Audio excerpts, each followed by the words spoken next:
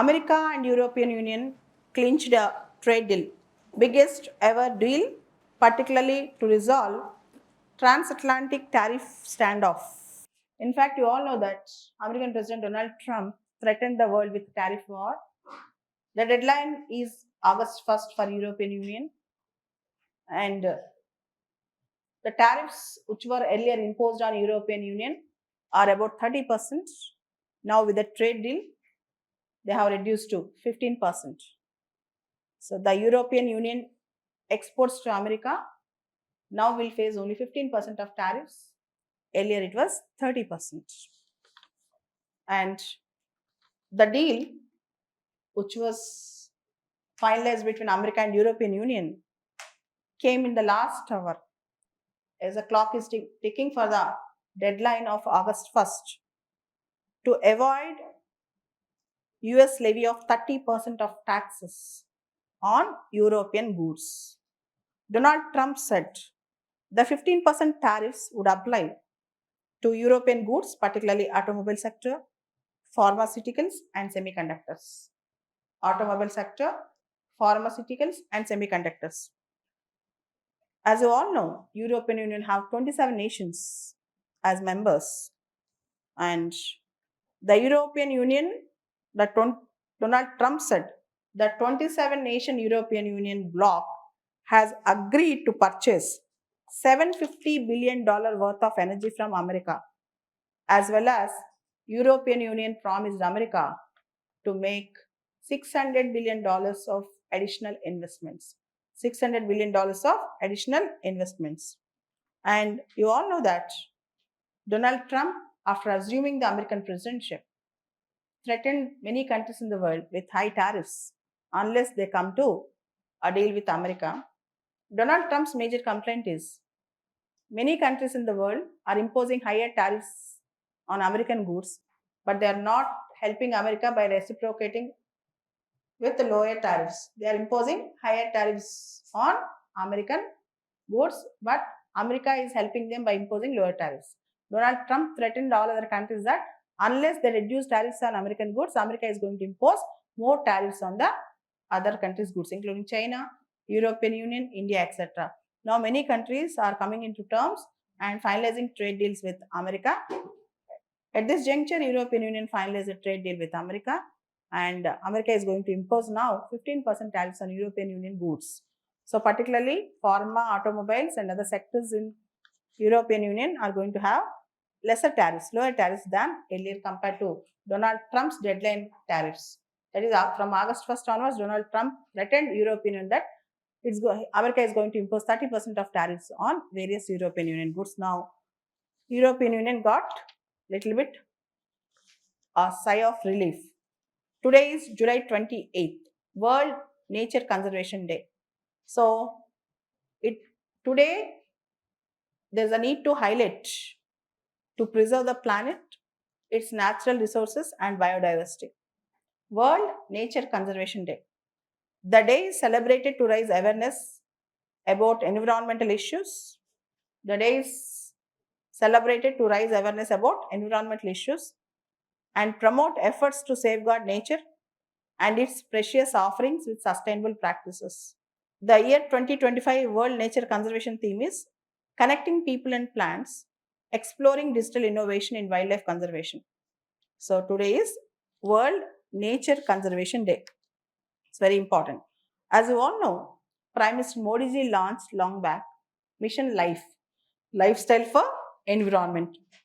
Lifestyle for Environment is a part of Indian government's broader push towards environmental protection and biodiversity. It's a concept introduced by Prime Minister Modi at COP26 Glasgow on 1st November 2021. On 1st November 2021. Even National Mission for Green India also is one of the important concepts to preserve and protect the nature and sustainable environment.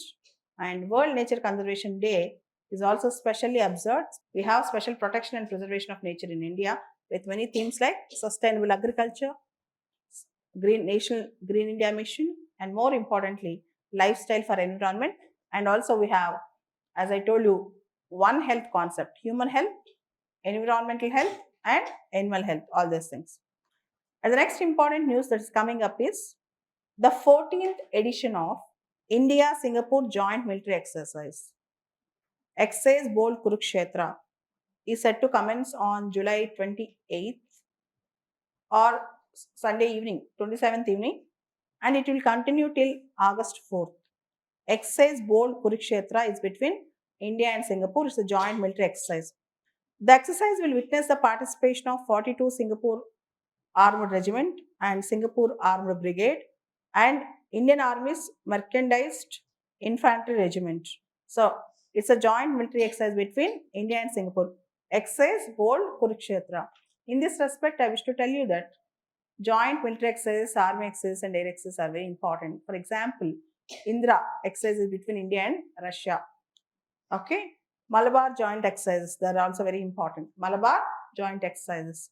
Even if you see Varuna, India and France, Mitra Shakti, India and Sri Lanka.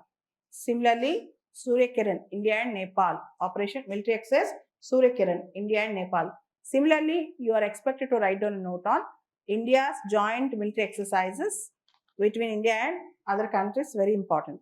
Next important news is, as we all know, Prime Minister Modi ji visited Tamil Nadu on July 26th and July 27th.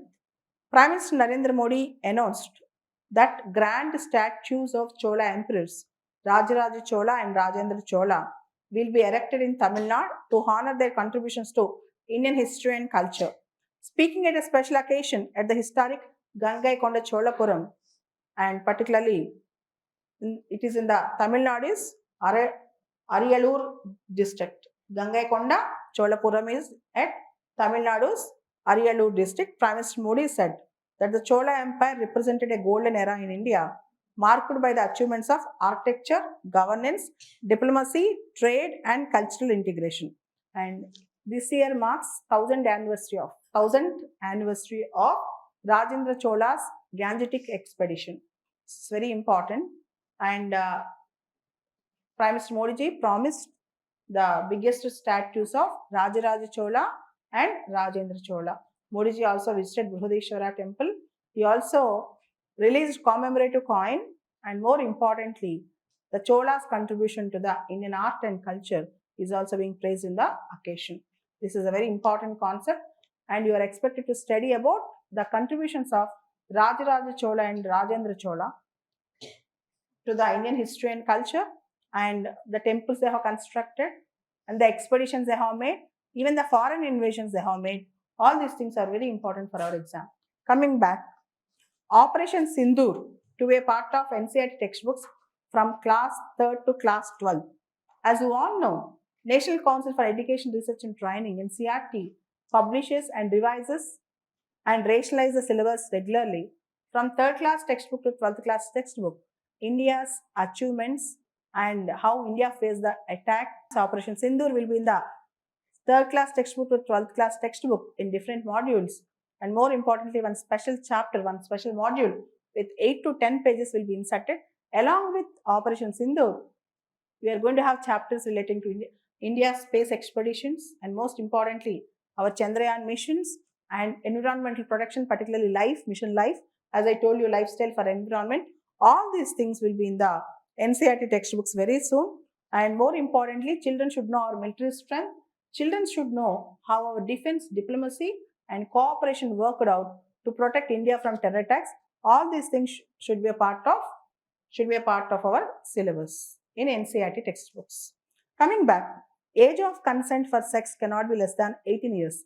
Center tells Supreme Court.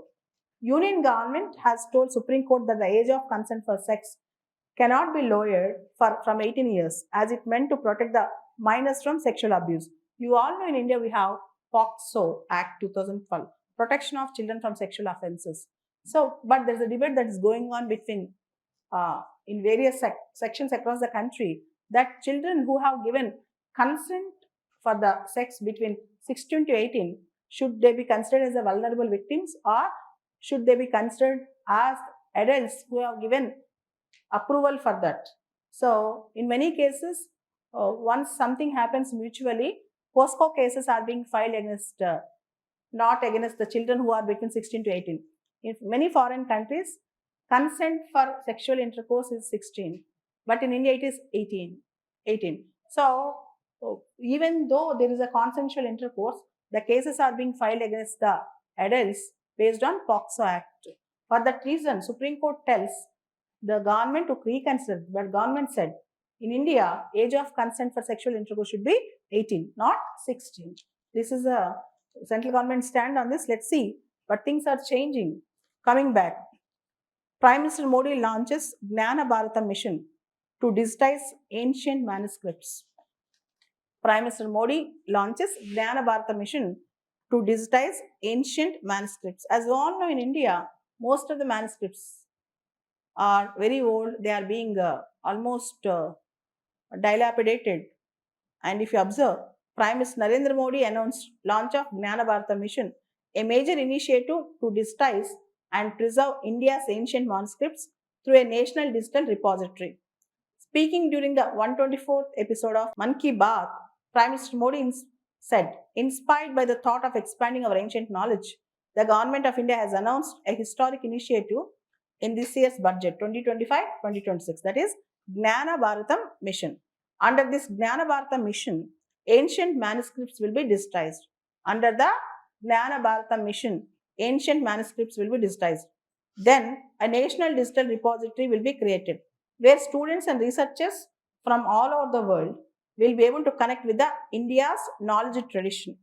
As per Prime Minister, Gnana Bharata mission would help digitize chapters of Indian soul, that is our civilizational knowledge. Lot of knowledge, India's knowledge is in the manuscripts. So we are expected to protect these manuscripts. That's called Gnana Bharatam mission. And the most pathetic thing in India, as we are discussing stampedes every day, yesterday there was a stampede at Haridwar, Uttarakhand, in Mansa Devi temple. So there's a place, a religious town in Uttarakhand named Haridwar, where there's a very famous temple called Mansa Devi temple. Every year during this season, you can see lakhs and lakhs of pilgrims visiting the Mansa Devi temple. Yesterday, that is on July 27th, on Sunday morning 8:30, when many thousands and thousands of pilgrims are visiting the temple, there's a rumor that there's a power line, electricity line was, it was fallen on some of the pilgrims. There's a rumor, it's not a true thing. And suddenly, once the pilgrims, the visitors to the temple heard this rumor, they started running out, rushing out. In that rush, there was a stampede where around 8 people died, more than 30 people got injured. So it's a very big stampede in Uttarakhand, Haridwar, in Manasa Devi temple. And as you all know, there are many major stampedes recent past in India. June 4th, 2025, RCB stampede, Royal Challenges Bangalore, you all know the stampede. And May 3rd, if you observe, we have a stampede at Goa during the annual festival of Sri Lairai Devi Temple Festival. And February 15th, 2025, there's a stampede at New Delhi Railway Station. And January 29th, 2025, stampede at Mahakumbh. January 8th, 2025, stampede at Tirupati. And if you observe December 2024, December 4th, 2024, Pushpa 2 stampede at Chikatpalli, Hyderabad. So there are regularly, if you observe, there's a list of stampedes in India. They are avoidable disasters. But unfortunately, we could not avoid these disasters properly. This is the thing that is going on, stampedes. And the other important news that is coming up, there's a discussion for peace between Thailand and Cambodia in Malaysia today. Peace talks are going on between Thailand and Cambodia in Malaysia today. And you all know the tensions between Thailand and Cambodia are escalating. And both the sides, there were casualties, even innocents are dying. And particularly in the border areas, if you see, there's a temple called Priya Vihar temple, which is a Lord Shiva temple, a Hindu temple, and it is also a UNESCO World Heritage Site. The Priya Vihar temple is also a UNESCO World Heritage Site. The temple, which is Priya Vihar temple, Shiva temple, was declared as a World Heritage Site by UNESCO, and it has a historical legacy both in Thailand and Cambodia. The problem is, it has a historical legacy both in Thailand and Cambodia. On the Thailand side, there's a news that Thailand used F-16 fighter jets against Cambodia. From the Cambodian side, there's a news that they're using rockets against Thailand. So, as you all know, these countries are a part of earlier Indochina. These countries are a part of earlier Indochina. And there's a big fight between these two countries. It's called border clash between Thailand and Cambodia. So it might further escalate into a big war, but now today there's a news that in Malaysia there were discussions. In Malaysia there were discussions, peace discussions between Thailand and Cambodia. And this is the news that is coming up. The next important news that is coming up between India and China. Kailash Manas Sarovar Yatra started, and more importantly, India started giving visas to Chinese tourists after 5 years. India started giving visas to Chinese tourists after 5 years. So big news that is coming up. And most importantly, Indian Embassy in Beijing, it announced that it have resumed providing visas to the Chinese tourists. As you all know, during COVID in 2020, June 2020, there is a Galwan Valley clash between India and China. Galwan Valley clash between India and China. Now, the issues were de-escalated and there is tensions were minimized, and now India is again resuming to give visas to Chinese tourists. That's the news that is coming up. And next important news, UAE introduces sugar-based tax. UAE introduced sugar-based tax on sweetened beverages to promote healthier choices. The United Arab Emirates is set to implement a paradigm shift in its policy regarding excise tax on sugar-sweetened beverages from January 2026, announced by UAE Ministry of Finance and Federal Tax Authority. The new tax rules will shift from a flat 50% tax rate to a tied metric model where the tax per liter is directly linked to sugar content per 100 ml of a beverage. So the tax will be increased if the sugar content is more. The tax to be paid to the government will be increased based on sugar content on the beverages and the products. If the sugar content is more, tax will be more. Why? To discourage the sugar content, to discourage the beverages and other sweets made out of sugar. Why? Sugar is an unhealthy choice. Sugar is an unhealthy choice.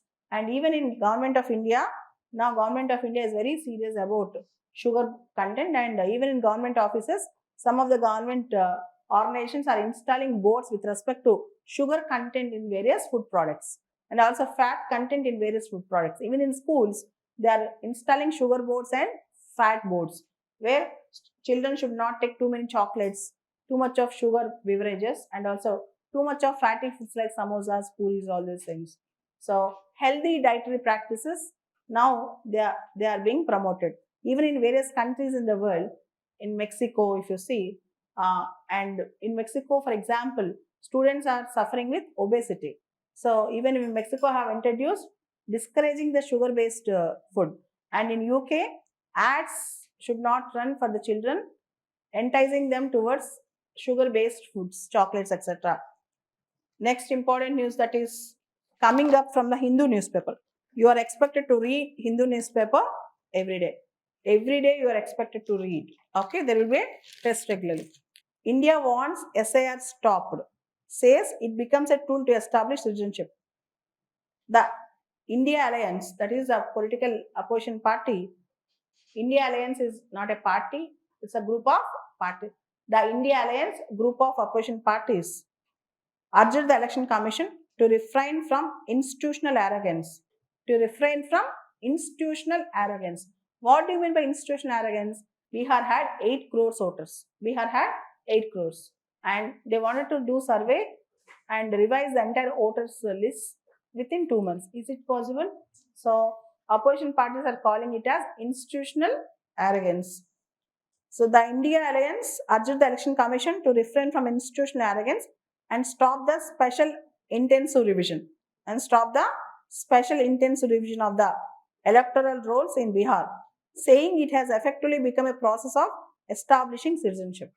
So in Bihar, it's very difficult for the people to maintain their documents and ID cards, because the institution government system will not provide them all these certificates what they want, and even most of the citizens, they will not maintain their profile, their documents properly. So suddenly if the government comes, election commission comes and asks, show a particular document to provide your voter list, it's very difficult for them to give a proof.